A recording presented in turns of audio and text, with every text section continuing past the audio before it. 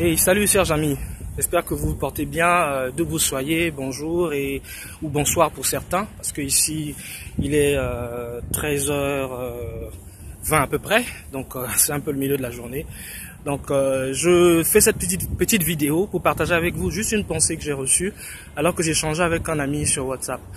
En fait, nous vivons parfois des moments de confusion dans la vie, des moments où nous nous interrogeons par rapport aux promesses de Dieu sur nous, par rapport à la façon dont notre vie est menée, le cours de notre vie.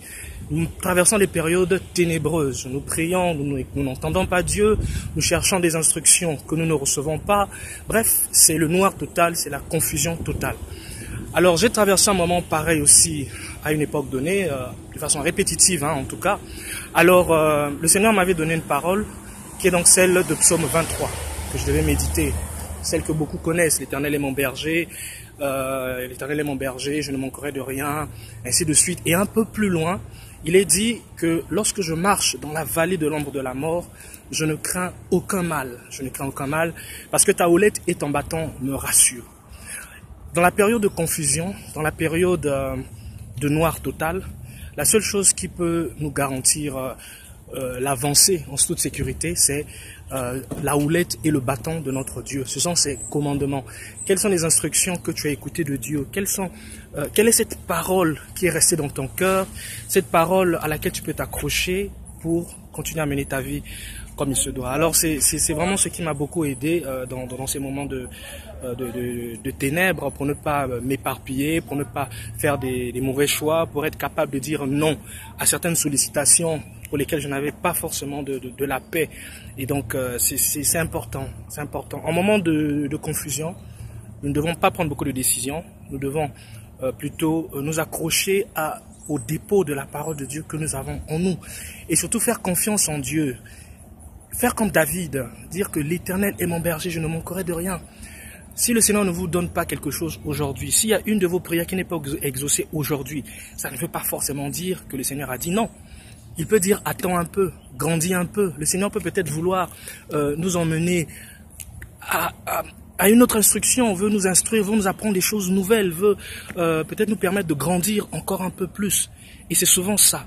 Le test de la maturité passe par la patience. Le Seigneur ne nous exauce pas souvent parce que nous ne sommes pas très matures, suffisamment matures pour porter le poids de la chose que nous lui demandons.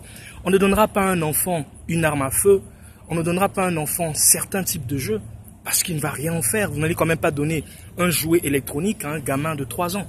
Le gamin de 3 ans va le taper au sol, va casser ce jouet, ça ne lui servira à rien. Un jouet électronique, ce sera peut-être pour un enfant à partir de 7 ans. Moi j'ai mon ami, j'ai mon fils qui aime bien son petit ordinateur avec lequel il interagit. Un ordinateur en jouet quoi, il pose des questions, il répond, il joue, il est très content, il fait des calculs avec ça aussi. Voilà, j'ai attendu un âge donné pour lui faire ce type de jeu. Mais je ne l'ai pas fait un peu plus tôt parce qu'il n'aurait pas besoin de ça. Donc il en est de même avec nous dans notre marche au quotidien, dans notre marche dans la société, dans l'église, à l'école, un peu partout. Le Seigneur ne nous exauce pas nécessairement parce qu'il ne veut pas. C'est peut-être parce que nous n'avons pas encore la carrure qu'il faut et il attend le bon moment pour nous accorder cela, afin que lorsque ça vient, nous ne soyons pas, en anglais on dit overwhelmed, nous ne soyons pas engloutis, avalés dans la bénédiction de Dieu. C'est ça, beaucoup ont été engloutis par la bénédiction du Seigneur et c'est vraiment dommage, c'est vraiment dommage. La Bible dit que la bénédiction de l'Éternel enrichit et elle ne se fait suivre d'aucun chagrin. Sa parole est certaine. Donc soyons patients avec la parole de Dieu, soyons patients avec le Seigneur et faisons-lui confiance. Il est notre Père, il est le Père de tous. Lorsque nous sommes assurés que nous sommes réconciliés avec lui, que nous marchons selon ses recommandations, selon ses commandements, alors soyons certains également qu'il est capable de nous exaucer. Et s'il ne le fait pas, il a bien une raison derrière. Alors faisons confiance à notre Dieu, il est fidèle. Bien, voilà, je crois que quelqu'un parmi vous a été encouragé, a été instruit par cette parole. Je suis disposé à continuer à parler avec vous pour ceux qui le souhaitent, soit m'écrire inbox, comme j'écoutais le coach Darcy un peu plus tôt ce matin. Bon, il rigolait un peu après ceux qui lui envoient des encouragements inbox et tout. Je ne vous demande pas de dire bravo Narcisse en bas en dessous, j'en ai pas besoin s'il vous plaît. Si vous avez été béni, si vous avez été instruit, dites simplement merci Narcisse, un point, un trait. Je n'ai pas besoin d'être ensemencé. Que le Seigneur vous bénisse et à très bientôt. Merci.